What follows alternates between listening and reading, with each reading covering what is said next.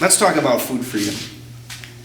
Let's talk about that. If you can leave today with one message, all right, I'd like that message to be the golden rule of freedom. There's a golden rule of freedom that none of us have ever been taught, and it's basically why the whole country's upside down. You know, it's like this country's upside down, we don't know what to do, what's the plan of action, where do you start, and it's like so overwhelming. Well, it starts with education. Now, who knows what statutes are? Statutory law. Okay, statutes are the laws the government makes. 30 miles per hour, statute says so. You're under 18, you got to be in by 11 p.m., it's curfew. These are statutes. All right, and then you got another kind of law, it's called the Constitution. Now, the statutes regulate. Take the time and go wherever you have to go right now, because this is vitally important that you understand this. All right, just go to this place where you can really let this sink in deep right now when I'm talking about this. Statutes regulate what the people can and cannot do. All right? The Constitution regulates what the government can and cannot do. It's the government's job to enforce the statutes. It's the people's job to enforce the Constitution. The Constitution does not declare our rights. It secures our rights, and you got to know the difference, because the difference is it's polar opposite. It's a world of difference. All right. It secures our rights. The Constitution does not say you can do this and you can do that and you can worship religion and you can have a gun. That's not what it says. It says the government can't do this, and the government can't do that, and the government can't do this. It's a binding, limiting document. If you read the Bill of Rights, it doesn't say the people can freely worship religion, the people can freely speak. It doesn't say that. It says, Congress shall make no law abridging the freedom of speech. Congress can't do this. Congress can't do that. So if any of you are going down the road here and you're speeding, and you're violating the statutes, and we know it's the government's job to enforce the statutes, and there's no cop there, and you're speeding, you're doing 5 over, are you going to write yourself a ticket? Of course not. Why would we expect the government to enforce the Constitution on themselves? They're not going to do it. And if we sit and wait, don't hold your breath, because it ain't going to happen. It's not going to happen. So how do we enforce the Constitution? Man, Max, this sounds real good, and you got me all pumped up and jazzed, and the adrenaline's going, and I'm going to leave here, and what do? What's the plan of action? Where do we start? Well, you got to start by reading it. Read the Constitution. That's where you're going to start. And then you're going to continue with creating a burning desire deep in your body, deep in your core, that your freedom is important to you. Because if your freedom's not important to you, it's all for nothing. I'm telling you right now, it's all for nothing if your freedom doesn't mean anything to you. And you got to get into this selfless being to stand for freedom. Because I may not agree with you and the God you worship, but I agree with your right to worship the God you want. You got to be selfless when it comes to freedom. You got to let go of the control and want to control someone else, because that's what the government does. They want to control people. They're very selfish. They never understand freedom. We have to give them the opportunity to live up to their oath of office before you can have any kind of civil disobedience, revolt, however you want to label it. The Supremacy Clause in the U.S. Constitution, Article 6, says this Constitution is the supreme law of the land, and all the state representatives and senators and executive officers and judicial officers shall be bound by oath or affirmation to support this Constitution. And if they don't take the oath, they can't take their job. And they all got an oath of office, and it's filed on the public record. And we have to hold them accountable to it. Now, there's some dumb laws out there if you haven't realized it yet. All right? And I'm going to tell you right now that on Thursday, December 1st, 1955, our country changed.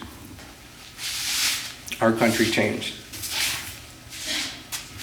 If you can imagine the scene, there's no iPods, there's no flat screen TVs, but if you can imagine the scene, the back of the bus is filled.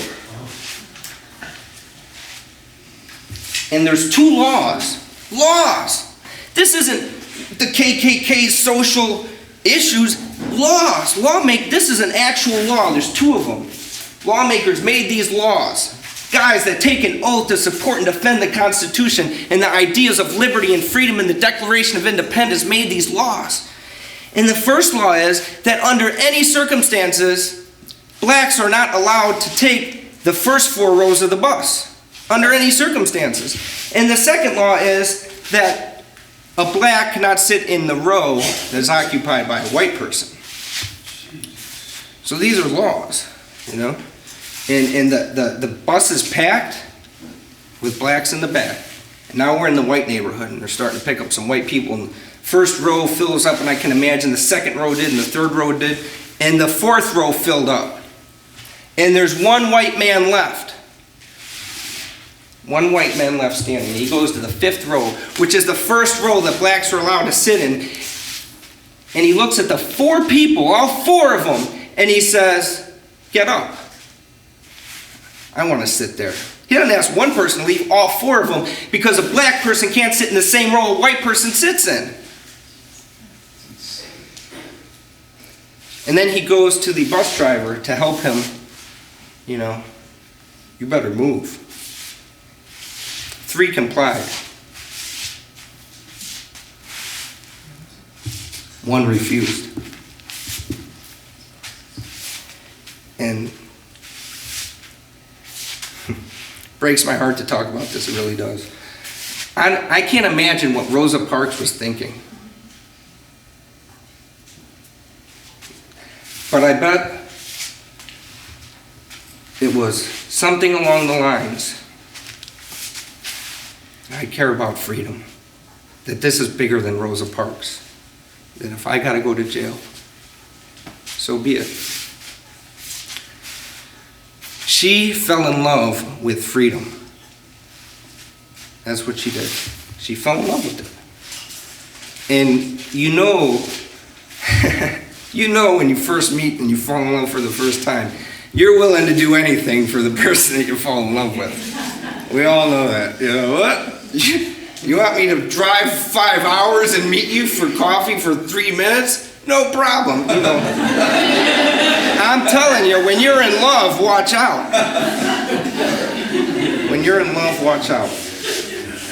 So it's about 30 minutes ago, and I'm in the back of the room over there, and I'm looking at Cynthia Ann.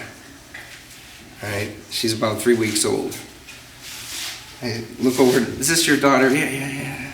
"Do you breastfeed?" "Oh, yeah. And I'm glad she said, yeah, because I wanted to kind of talk about that. So it gives me the opportunity to speak about falling in love with your farmer, which is something I just decided I wanted to talk about when I saw Cynthia Ann. All right, and it really ties in well with Rosa Parks falling in love with freedom. So that's why I want to talk about it. And this is, let's use some of our deepest abilities and go into a space of empathy right now. Let's give Cynthia Ann, some empathy. And let's put ourselves in her position, all right? Here's mom's beautiful breast, right? This is all we know in the world, all right? Mom means everything to us. We don't know about Republicans and Democrats. We don't know about YouTube. We don't know about, all we know is that mom is our whole world. Do you know the main reason why mom is Cynthia Ann's whole world? Because that's where she goes to get her food. And Cynthia Ann has an understanding that her food is intimate because she hasn't been corrupted by the ideas of society, the ideas of the media, and the ideas that food isn't important. Cynthia Ann knows that food is very important, and when she's hungry, I'm willing to bet everything that she's putting her heart and soul into letting the whole world know that she's hungry. So you think about what this farmer's, I had an epiphany this one day, and they want me to testify, and I'm like, I'm going to look at 2-year-old Jasmine, my daughter, and I know what this baba means to her of her Jersey milk that she drinks like 8 of them a day because, Daddy, I want a baba, and I know as I give her that baba, everything's okay. It doesn't matter if it's a nuclear holocaust as long as she has her baba. And I'm like, man, this baba means everything to her. There's no way that I could look her in her little blue eyes and say, you know what? I'm sorry you can't have your baba anymore because you know what? The truth is Dad was scared. And he decided to testify. I couldn't look her in the face and tell her that. So I decided, well, if I have to go to jail, that's what I have to do. And I don't care. And I started to understand this concept of the falling in love with your farmer concept. And that's where we got to take this, the movement, the energy of this movement to the next level and really fall in love with our farmer. Because we have to first come to this understanding of how intimate our food is with us and what it means. This is your life. No one anywhere in the course of history, Jesus, whoever you want to talk about, did not eat. No one cheated on the test. If you don't eat, you starve to death, and that's the rules. All right? And unless we're really willing to start eating at McDonald's and just throw in the towel and say, forget it, I'm done. Monsanto, take me away. Unless we're ready to do that, we got to get intimate with our food. And remember, this is an intimate relationship. Your diet is your privacy. It's your privacy we're talking about. Your diet is your privacy. Burn that into your arm. Do something.